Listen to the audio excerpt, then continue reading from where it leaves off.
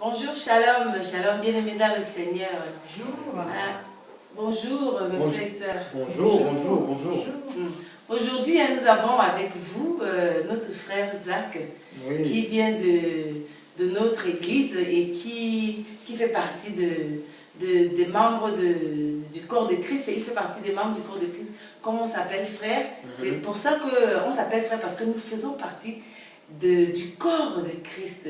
Et donc aujourd'hui, il vient vers nous pour nous parler d'un sujet qui est d'actualité, le sujet sur la violence faite aux femmes, la violence des hommes faite aux femmes.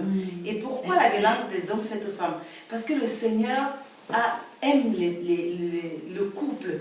Le Seigneur a... Le mariage, c'est une institution de Dieu, qui vient de Dieu. Donc c'est quelque chose qui a été créé par Dieu, voulu par Dieu, et dont le Seigneur a permis à deux personnes de se rassembler parce qu'il avait un projet, un plan merveilleux pour eux. Et donc là dans ce plan-là, il y a des gens qui sont ignorants, qui n'ont pas la connaissance de la vie commune. Ils n'ont pas la connaissance du plan de Dieu dans leur vie.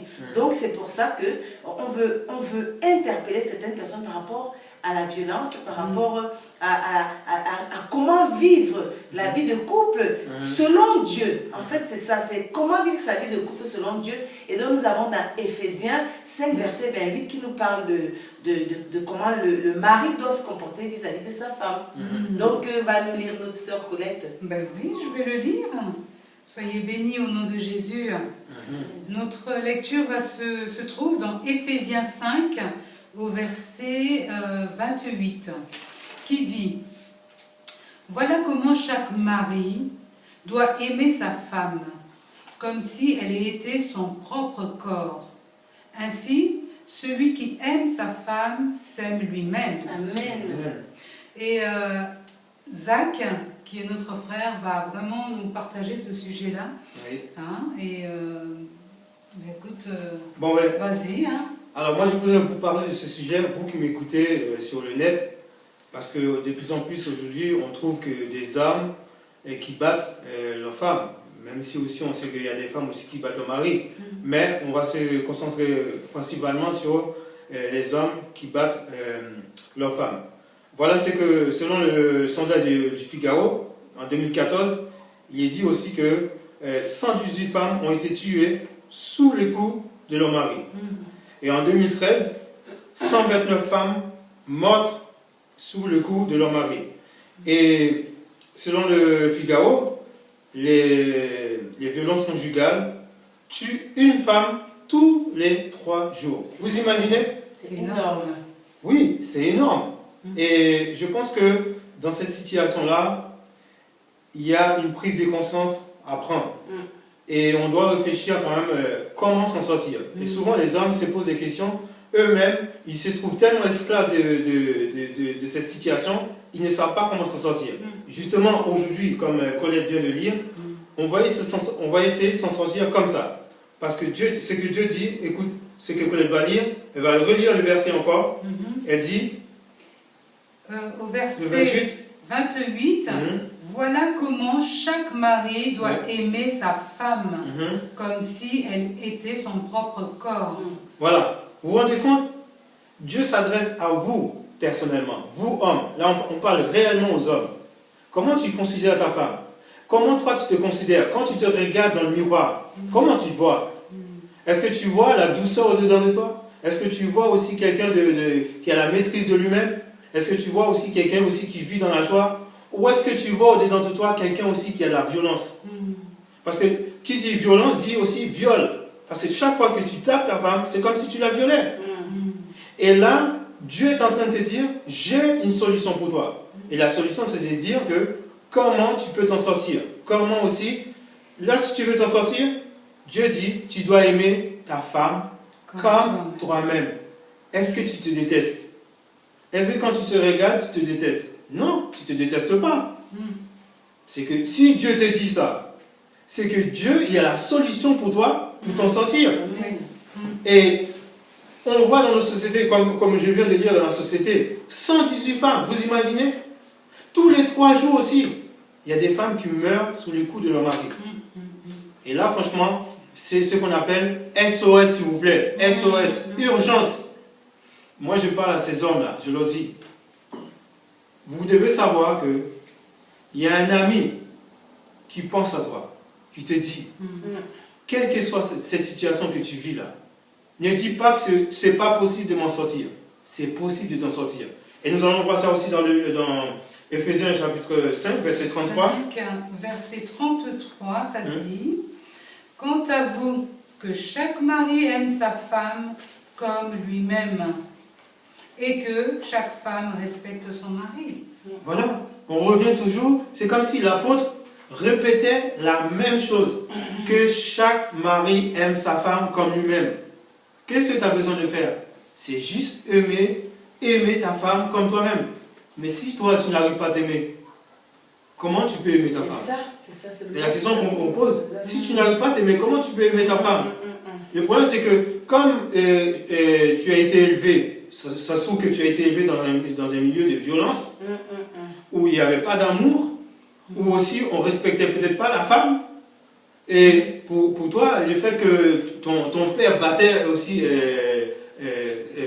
ta mère, pour toi, après c'est comme si c'était quelque chose qui était devenu normal. Au début, c'était pas normal, mais après, tu as accepté ça. Et tellement que tu as accepté ça, tu es devenu ce qu'on appelle esclave de ça. Et quand maintenant tu te retrouves dans un foyer avec ta femme, eh bien, tu reproduis la même chose. Pourquoi? Parce qu'il y a comme en toi l'homme animal qui est toujours prêt à agir de cette manière-là. Moi, je pense, oui, vas-y. Je pense, Zach, que ça peut être une maladie. Ça peut être une maladie. C'est une maladie où les gens, effectivement, ne se rendent pas compte de ce qu'ils font, du mal qu'ils font. Ils ne le font pas parce que ils aiment faire ça. Exact. Il y a quelque chose en eux qui les pousse à faire ça, qui les pousse à faire mal, qui les pousse à détester. Parce que quand Dieu a créé la femme et l'homme, déjà, il a pris la femme à partir de sa côte. Ça veut dire tout. C'est-à-dire que Dieu a pris soin que la femme soit une partie intégrante de l'homme.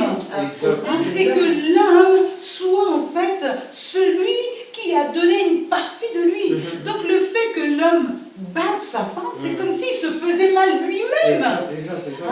Et vraiment... Donc moi je voulais dire juste une petite chose, c'est que, en fait, si je comprends bien, le fait de taper sa femme veut dire que cette personne a un manque d'amour de sa personne, soit des personnes extérieures, soit de sa personne, c'est-à-dire que la personne n'a pas appris à s'aimer. C'est ça, la personne ne sait pas comment s'aimer et forcément reproduit l'amertume, reproduit tout ce qui est négatif, la haine, puisque en lui, il n'y a pas d'amour. C'est ce que ça veut dire. Et c'est ça, tu as raison, parce qu'il se trouve que dans le cœur de cette personne-là, la personne essaie d'épuiser l'amour dans un puits, mais dans ce puits-là est tellement sec il n'y a rien. Qu'il n'y a plus rien. Et ce que la personne trouve dans ce puits, c'est la colère. Exact. Et souvent même de la haine.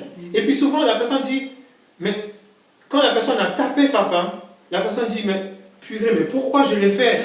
Et la personne essaie de se réexaminer, de se revenir sur lui-même et de prendre conscience, mais ça ne suffit pas. Parce que la personne est beau essayer de trouver dans son réservoir ce qu'il faut, la personne n'arrive pas à trouver cet amour-là. C'est pour ça qu'on dit que tout ce qui est vide et tout ce qui a un manque d'amour, parce qu'il faut remplir. Il faut remplir tout ce qui est vide. Quand il n'y a pas un contenant, dans quelque chose, il faut remplir, il y a de l'air. Et donc, dans la vie spirituelle, c'est le mauvais esprit. Dans la vie spirituelle, c'est l'esprit méchant qui vient combler l'amour. L'amour que Christ met en nous, l'amour qui devrait normalement exister en nous. Quand il n'y a pas cet amour, forcément, c'est comblé par quelque chose d'autre. Exactement. Et tu as raison, parce que pourquoi cette personne est incitée ou excitée à faire le mal comme ça? Est-ce que c'est juste parce que la personne a envie de le faire? Non, je ne pense pas. Parce qu'il y a les gens, ce qu'on peut, on peut citer le mot exactement, on dit l'ennemi de ton âme ou l'ennemi de ta personne, c'est le diable. Et le diable, il n'a pas envie que tu aimes. Justement, si tu peux produire et reproduire la colère, c'est tout ce qui l'intéresse. Mais pourquoi le diable n'a pas envie que tu aimes? Le diable n'a pas envie que tu aimes parce qu'il connaît le plan de Dieu pour les couples. Exactement. Le diable sait exactement ce que le Seigneur a prévu pour chaque couple. Le Seigneur a un plan merveilleux pour chaque couple. Et donc le diable, sachant qu'il y a un plan merveilleux, il va tout faire pour le détruire en remplissant le vide par la haine. Effectivement. Quand on rentre dans une maison où il y a plein de haine, l'Esprit de Dieu ne peut pas se mouvoir dans une maison où il y a plein de haine. Je peux même prendre la maison bâtie de main d'hommes, qui sont les appartements dans lesquels nous vivons, mais aussi notre maison. Si dans notre maison, il n'y a pas Dieu, on ne connaît pas Dieu, on ne connaît pas le Saint-Esprit, on ne connaît pas l'amour de Jésus, l'Esprit de Dieu ne peut pas être en nous. Exactement. Et l'Esprit de Dieu ne peut pas venir nous convaincre de ce que nous ne connaissons pas. Voilà, c'est ça, c'est tout à fait ça. Parce que l'Esprit de Dieu vient nous convaincre de quelque chose. Si on est plein de haine, on n'a pas les oreilles, ouvertes pour écouter, pour écouter, parce que le Saint-Esprit parle, même aux païens, le Saint-Esprit parle. On parle souvent, j'ai conscience de ça, j'ai un pressentiment. Les gens parlent d'avoir un pressentiment. C'est pas un pressentiment. C'est la voix de l'Esprit qui vient et qui parle à nos cœurs. Mais comme ils ne savent pas discerner qui est qui, ils continuent. Exactement. Et pourtant, Jésus frappe à la porte de leur cœur et dit change, change. C'est pas comme ça. Tu dois aimer. Mais ils n'entendent pas la voix de Dieu. Parce que tout simplement, l'ennemi, le malin, a envahi leur cœur. Et leur cœur est rempli de haine, rempli de méchanceté. C'est vraiment terrible. Et c'est un sujet vraiment qui... il faut faire attention parce que, mes amis, quand on ouvre les portes des maisons, quand vous allez visiter des frères et des sœurs, quelquefois, ou des amis qui ne connaissent pas Dieu, vous ressentez ça, qu'il y a de la méchanceté, que l'homme bat la femme, que tout est faux. Que tout est faux. Vous savez, pour des chrétiens, nous sommes la lumière du monde. Nous ne devons pas laisser des situations comme ça. Nous sommes la lumière du monde et Dieu a mis en nous l'amour. Si nous détectons de telles choses, Dieu nous dit de parler avec amour pour redresser, pour corriger. Parce que si vous êtes ami d'un homme qui bat sa femme et que vous regardez ça faire, vous êtes aussi coupable que celui qui tape sa femme. Vous êtes complice parce que vous êtes au courant. Nul n'est censé ignorer la loi. Amen. Exact. Et puis aussi, tu dois aussi, on dit si tu vois quelqu'un en danger, tu dois secourir. Sinon, c'est non la personne en danger. Non l'assistance en danger. Et ça, c'est important ça. Mais aussi, on veut dire ça aussi à ces hommes-là qui nous écoutent, et qui ne sont pas convertis, tout ça. Et quand ils convertis, qui n'ont pas donné leur vie à Jésus.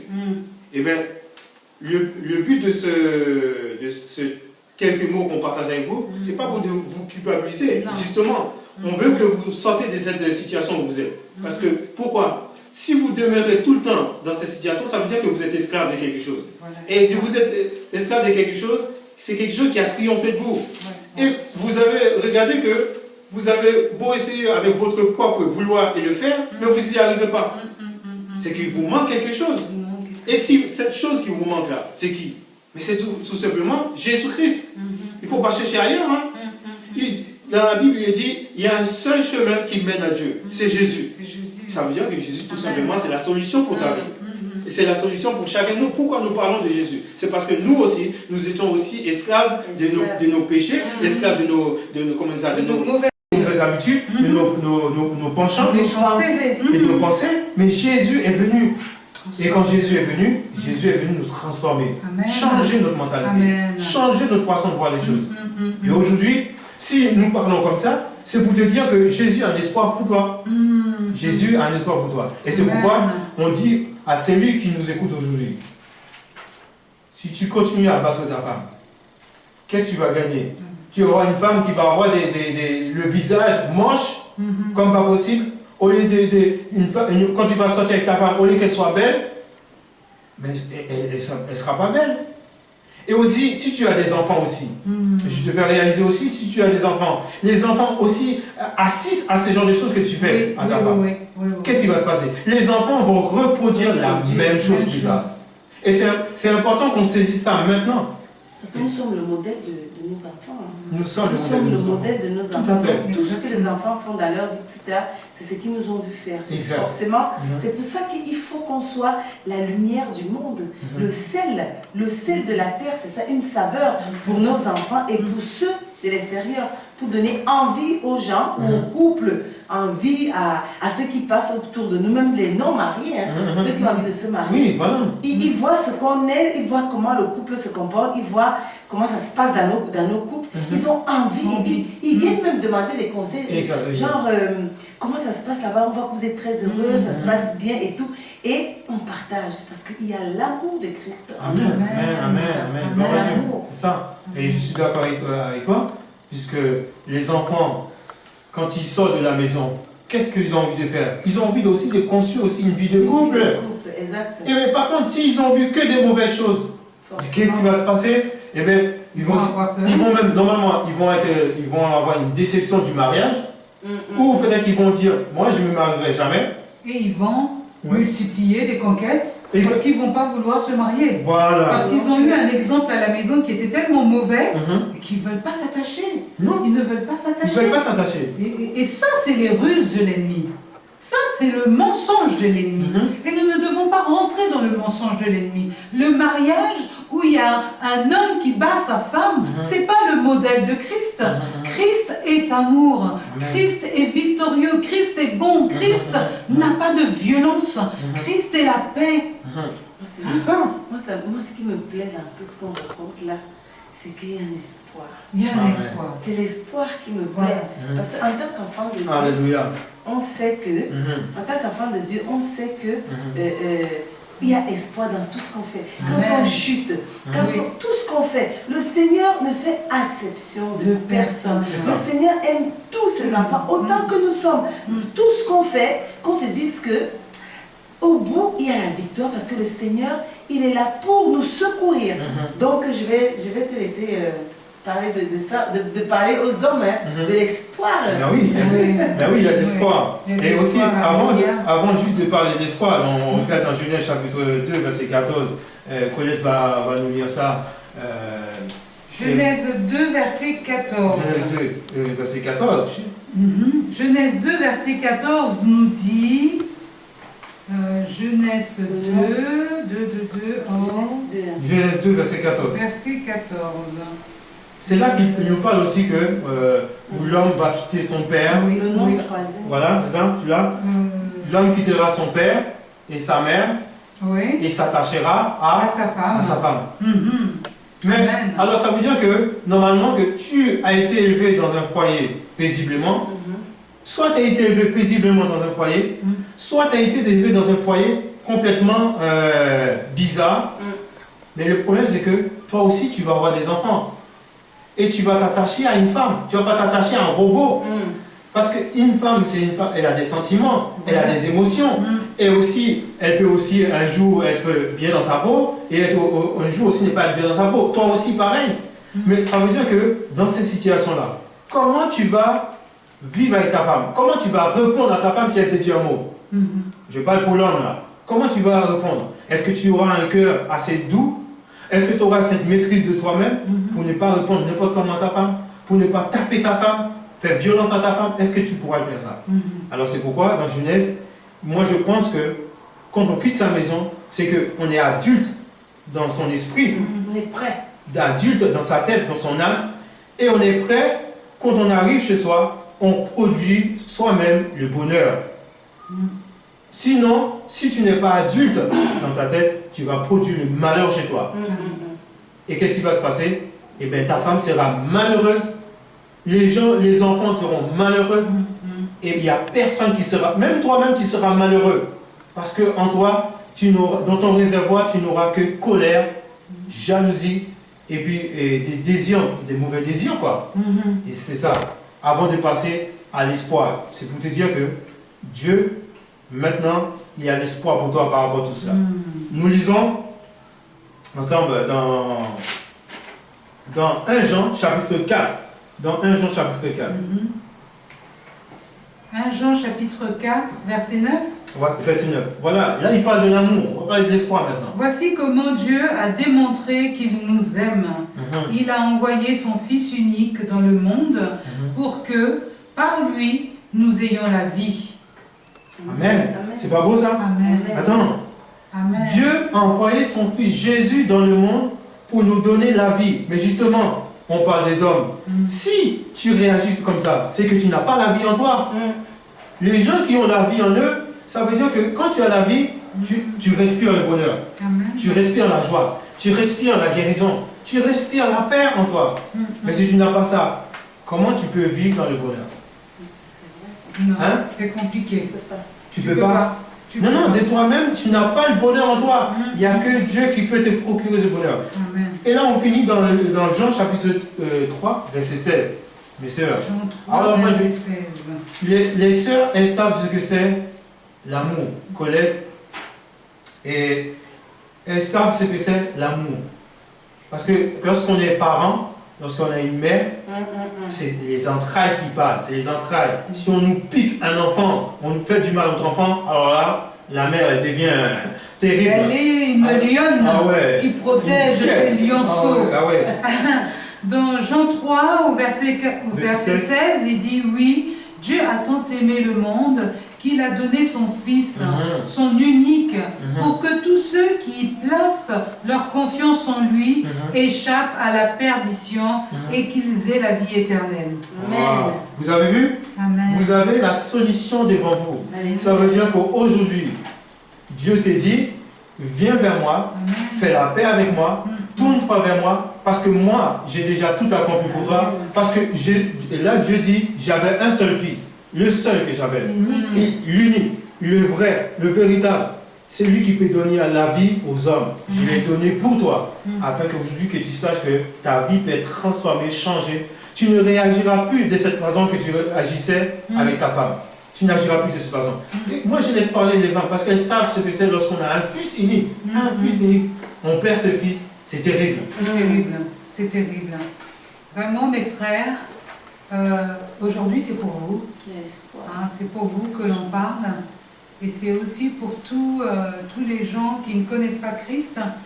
Il y a un espoir. Il y a vraiment un espoir. Et l'espoir se trouve dans l'amour.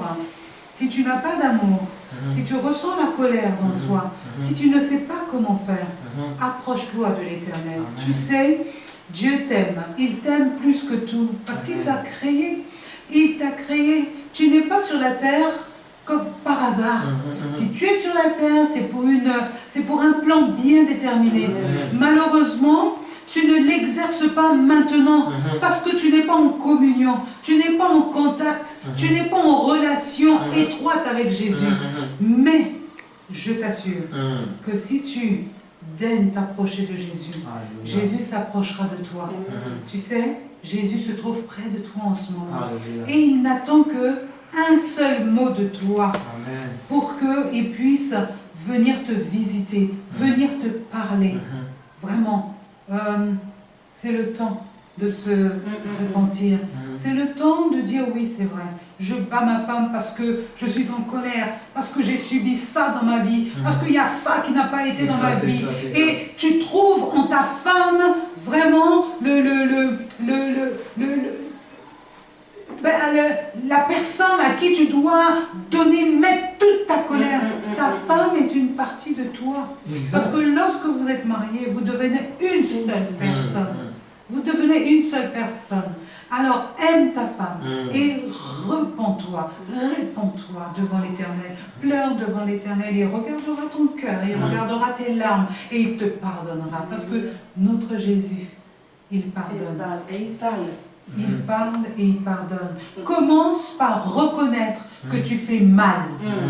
Lorsque tu prends conscience déjà que tu fais mal, tu as déjà avancé un pas énorme devant Jésus.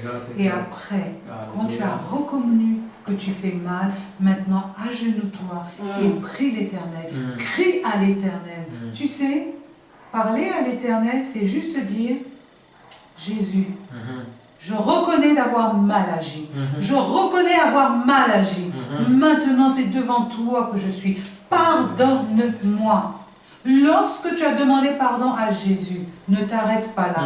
Parce que la personne à qui tu as fait du mal, elle vit avec toi. Et tant que cette personne, tu ne lui demandes pas pardon non plus, tu ne t'auras juste fait une partie du voyage, la moitié du chemin. Il te faut accomplir les deux parties. Parce que Jésus, tu ne le vois pas. Mais celle que tu blesses tous les jours, elle habite avec toi. Elle dort avec toi. Elle respire avec toi tous les jours. Donc, lorsque tu t'es humilié devant Jésus, va demander pardon à ta femme. Amen. Ne sois pas orgueilleux. Ne te dis pas, non, mais comment moi, en tant qu'homme, je peux aller demander pardon à une femme? Oh, si tu fais ça, c'est que tu n'as rien compris. Hein? Si tu fais ça, tu n'as rien compris. Le Seigneur t'appelle aujourd'hui, toi particulièrement, mon frère. Il t'appelle, il te dit, si tu as entendu ce message, si tu as fait du bien, si ton cœur a été troublé par rapport à ça, c'est que Dieu veut pénétrer, veut rentrer dans ta vie, il veut transformer ta vie, il veut changer ta situation, il veut changer l'atmosphère de ta vie et de ta maison. Amen. Alléluia. Et donc moi je voulais dire aussi quelque chose pour les hommes. Donc on a parlé de l'espoir. Donc parmi des hommes, il y en a qui ne voient pas en leur femme, ce qui frappe leur femme, c'est qu'ils n'arrivent plus à aimer. Donc ce n'est pas grave, ce n'est pas un problème.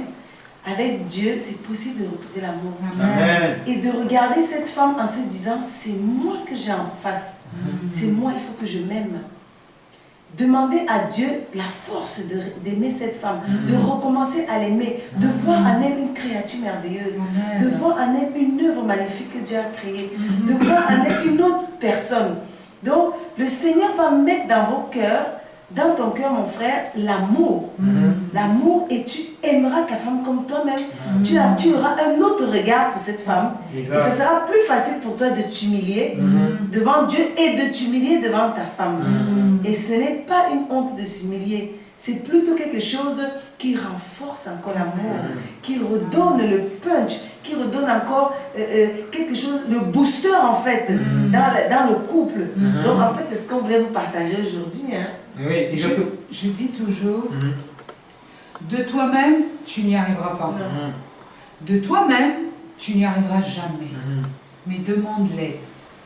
Tu sais, tout simplement, Saint-Esprit, viens m'aider. Viens m'aider parce que pour moi, c'est une montagne qui est devant moi. Et je ne peux pas aller demander pardon. Je ne peux pas. Reconnais-le et demande au Saint-Esprit de venir maintenant t'aider à franchir ce pas du pardon et de repentance. Exactement. Pour finir là, avec vous, toi qui m'écoutes, toi qui es derrière la caméra, tu me vois, je vais te dire quelque chose. Dieu, il dit que les projets qu'il a formés sur ta vie, c'est des projets de paix et non de malheur. Jamais, s'il y a bien quelqu'un qui a formé des projets de malheur sur ta vie, c'est bien Satan, ton ennemi. Mais Dieu, il dit, j'ai formé des projets de paix et non de malheur afin de te donner un avenir. Alors ça veut dire dans le couple, il y a de l'avenir quand même. Dans ton couple, il peut y avoir de l'avenir. Vous êtes d'accord avec moi, monsieur? Bien sûr. Il peut y avoir de l'avenir. Il y a de l'avenir. Alors Dieu, son projet, c'est qu'il va transformer même le mal que tu vivais là en bien. Et tu seras complètement guéri intérieurement. La guérison intérieure va se reproduire à l'extérieur. Même ta femme va dire, mais je ne sais pas, mais j'arrive pas à comprendre. Mon mari a été changé, transformé complètement. Alors moi, on va prier pour vous là. On va prier pour toi. Toi qui nous écoutes, on va prier pour toi. Au nom de Jésus-Christ, Dieu va te guérir maintenant et va te restaurer. Tu sois alcoolique, tu sois drogué, tu sois aussi, ou peut-être tu as été abusé dans ta jeunesse, tu as été abusé dans ton enfance. Quelle que soit la chose que tu as vécue dans ton enfance et tu es devenu adulte aujourd'hui et c'est difficile pour toi, Dieu va te guérir maintenant.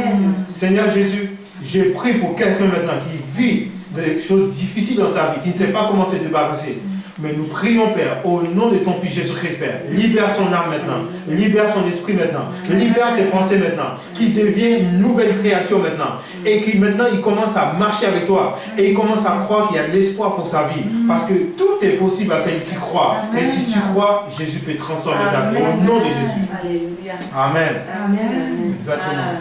Donc, mes frères, mes sœurs, soyez bénis. Hein. Donc, je pense que je suis convaincue et sûre que ce message vous a fait du bien, vous fera du bien, vous transformera, vous changera et puis redonnera beaucoup de vie dans les couples. C'est vraiment ce qu'on attend hein, dans les couples, de retrouver la vie. Et donc, si vous êtes satisfait, content de notre message, hein, écrivez-nous, faites-nous des pouces, aimez, voilà, encouragez-nous à continuer dans ce chemin-là. Écoutez, donc, je sais pas, on parlera des femmes. On parlera des femmes. Écoutez, c'est un rendez-vous qu'il nous donne. Et donc, nous sommes ravis, hein, Zacharie, de t'avoir reçu. Ah oui, Colette, merci chez beaucoup. nous, c'est chez toi. Ah ouais, c'est super. Vraiment, la porte est ouverte. Bienvenue. Ah ouais. Bienvenue. Vous êtes formidable. Franchement, viens quand tu veux, sans frapper, la porte est ouverte. Et mais en fin de compte, comme dit la Bible, il ne faut pas mépriser le petit commencement. Des fois, ça commence comme ça, après, ça devient un grand plateau de télévision. Amen pour la vision. C'est prophétique, ça, c'est prophétique. Amen pour la vision. Amen. Nous sommes ravis. Okay. Bah, écoutez, Colette, moi j'étais contente. Hein. Moi j'étais ravie. J'ai reçu. Moi aussi. Et franchement, je sais maintenant qu'il ne faut pas regarder les gens d'une mauvaise manière parce qu'on ne sait pas comment ce qu'ils vivent chez eux. Les apparences sont trompeuses. Les apparences sont trompeuses. Amen. Ok. Amen. Soyez bénis. Soyez bénis. Au revoir Zacharie. Au revoir. Au revoir. Merci, merci, merci.